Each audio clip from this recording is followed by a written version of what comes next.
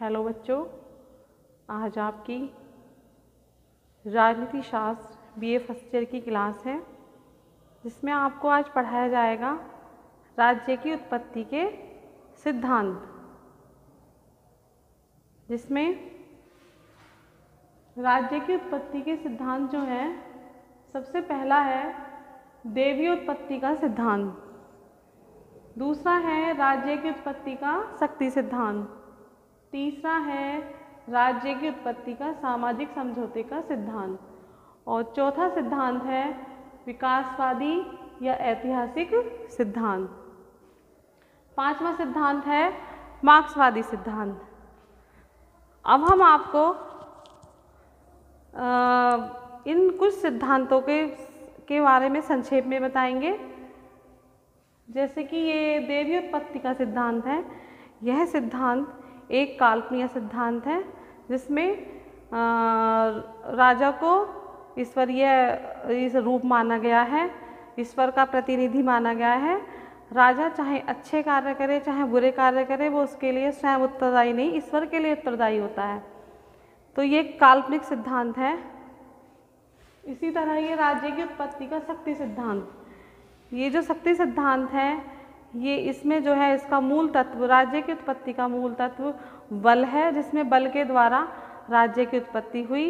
ये इसमें ये कहा गया है, इस सिद्धांत में ये माना गया है कि जो है कोई व्यक्ति जो अजेय था, अजेय यानी कि जिसे जीता ना जा सके, उसने अपने बल के द्वारा अन्य लोगों को अपने पराधीन करके राज्य का निर्माण किया। ये तो हो गया आपका शक्ति सिद्धांत। अब आ जाओ राज्य की उत्पत्ति का सामाजिक समझौते का सिद्धांत। राज्य की उत्पत्ति, इसका जो सिद्धांत है, ये समझौता इसका आधार है, सामाजिक समझौता इसका आधार है इस सिद्धांत का, जिसके प्रमुख विचारक हैं हॉब्स, लॉक और रूसो। अब आ जाइए आप विकासवादी या ऐतिहासिक सिद्धांत। यह सिद्धांत ऐतिहासिक और विकासवादी सिद्धांत कहलाता है, जिसमें जो संस्थाएं हैं उन्होंने धीरे धीरे क्रमिक विकास के द्वारा जो है बड़ा रूप उनका विकास हुआ, बड़ा रूप प्राप्त किया और राज्य की उत्पत्ति हुई। ये क्रमिक विकास का परिणाम है। मार्क्सवादी सिद्धांत। मार्क्सवादी सिद्धांत में ये सिद्धांत कार्ल मार्क्स का सिद्धांत है। इनका कहना है कि राज्य की उत्पत्ति एक वर्ग द्वारा दूसरे वर्ग के शोषण के लिए हुई है। यह समझौते का परिणाम न होकर एक जो है वर्ग विभाजन और वर्ग संघर्ष का परिणाम है। ये तो आपका हो गया है राज्य की उत्पत्ति के प्रमुख सिद्धांत, जिनके बारे में हमने संक्षेप में आपको बताया है।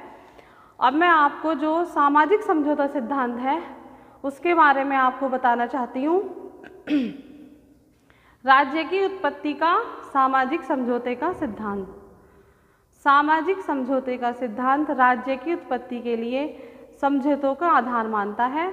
सामाजिक समझौते के सिद्धांत को स्पष्ट मान्यता 17वीं शताब्दी में इंग्लैंड के हॉब्स, लॉक और 18वीं सदी के फ्रांस के विचारक रूसो के आने के बाद मिली। सामाजिक समझौते का सिद्धांत हॉब्स, लॉक, रूसो ने किया है। तीनों ने ही ऐसे युग की कल्पना की जिसमें कोई सत्ता नहीं थी, जिसे प्राकृतिक अवस्था का नाम दिया गया, और इस अवस्था का अंत सामाजिक समझौते के द्वारा हुआ। परंतु तीनों के विचारों में कुछ बिंदुओं पर भिन्नता है। अब हम यहाँ पे जानेंगे कि हॉब्स के अनुसार सामाजिक समझौता सिद्धांत क्या है। हम आपको पहले ये बताएंगे कि हॉब्स ने जो सामाजिक समझौते का सिद्धांत बताया है कि उनके अनुसार उन्होंने कैसे माना इसको, राज्य की उत्पत्ति के बारे में उनका क्या सिद्धांत है सामाजिक समझौते का सिद्धांत। हॉब्स इंग्लैंड का विचारक था। पहले आप हॉब्स के बारे में जान लीजिए। हॉब्स इंग्लैंड का विचारक था, जिसका जन्म 1888 में हुआ था। उसके ऊपर उस समय की परिस्थितियों का बहुत गहरा प्रभाव पड़ा। उसका कहना था कि उसकी माँ ने 2 जुड़वा बच्चों को जन्म दिया है, एक उसे तथा दूसरे भय को, और इसी भय ने उसे डरपोक बना दिया। इंग्लैंड के गृह युद्ध का गहरा प्रभाव उसके मन मस्तिष्क पर पड़ा।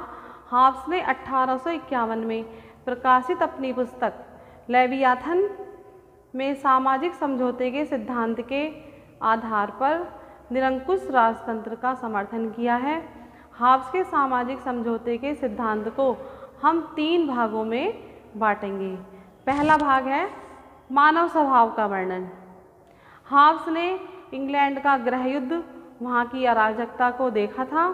इसका गहरा प्रभाव उसके मन पर पड़ा, जिसकी वजह से उसने मानव के स्वभाव को स्वार्थी एवं बहुत निर्मम बताया। उसका कहना है कि मनुष्य स्वभाव से ही अहंकारी और शक्ति का पुजारी था। वह सदैव शक्ति प्राप्त करने में ही लगा रहता था। उसने मानव में भय, अहंकार और स्वार्थ, असुरक्षा की भावना को देखा था। अब जानिए प्राकृतिक अवस्था। हाब्स के अनुसार प्राकृतिक अवस्था, हाब्स का कहना है कि प्राकृतिक अवस्था में मनुष्य पर किसी का कोई भी नियंत्रण नहीं होता था। प्राकृतिक अवस्था झगड़े की अवस्था थी। हाब्स के अनुसार उस समय मानव का जीवन एकांकी, हीन, घृणित, पाशविक एवं क्षणभंगुर होता है। हर मनुष्य दूसरे मनुष्य का शत्रु होता था। अपने सुख के लिए वह दूसरे का शत्रु बन जाता था। प्राकृतिक अवस्था में कोई नैतिक दायित्व नहीं था। वहाँ पर एक नियम था, जिसकी लाठी उसकी भैंस, जिसकी लाठी उसकी भैंस। अब जानिए सामाजिक समझौता कैसे हुआ। हाब्स के अनुसार सामाजिक समझौता कैसे हुआ। सामाजिक समझौता, जीवन एवं संपत्ति की इस असुरक्षा ने मृत्यु अथवा भय ने लोगों को यह सोचने के लिए मजबूर किया कि इस प्राकृतिक अवस्था का अंत कैसे किया जाना चाहिए, और एक नवीन समाज के निर्माण के लिए व्यक्तियों ने मिलकर एक समझौता किया। इस समझौते के द्वारा प्रभु सत्ताधारी की स्थापना करते हैं तथा राज्य का भी निर्माण करते हैं। हाब्स के अनुसार यह समझौता प्रत्येक व्यक्ति ने शेष व्यक्ति समूह से किया।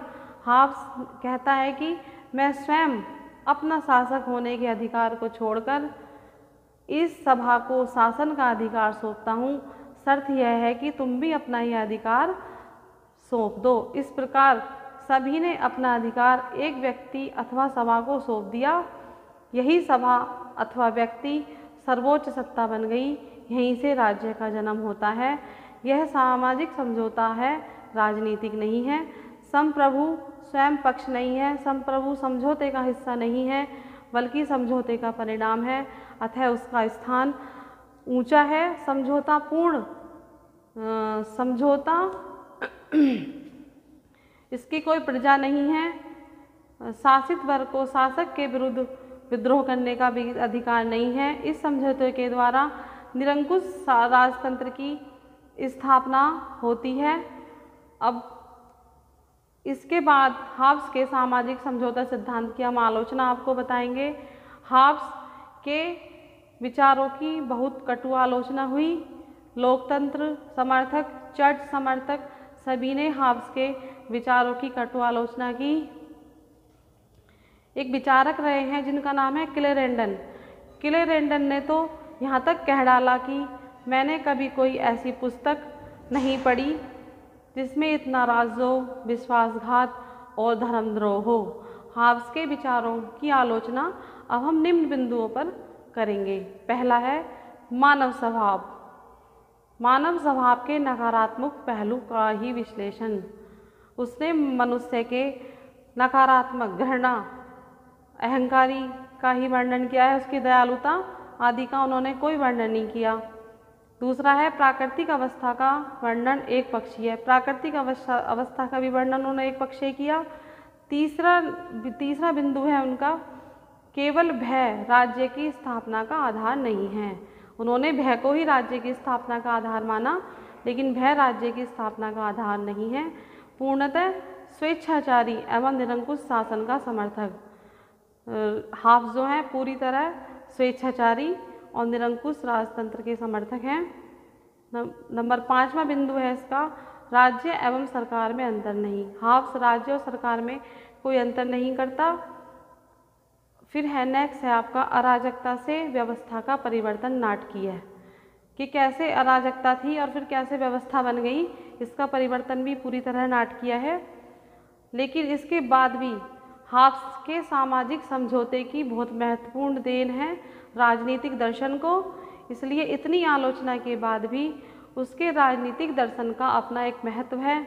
उसने राजनीतिक दर्शन में तर्क और बुद्धि का समावेश किया। उसने देवीय उत्पत्ति के सिद्धांत से उत्पन्न रूढ़िवाद का अंत किया। उसकी दूसरी देन है संप्रभुता संबंधी विचार, यहीं से संप्रभुता का जन्म होता है। निरंकुश शासन का समर्थक होने के बावजूद वह जनहितों की पूर्ति का समर्थक था।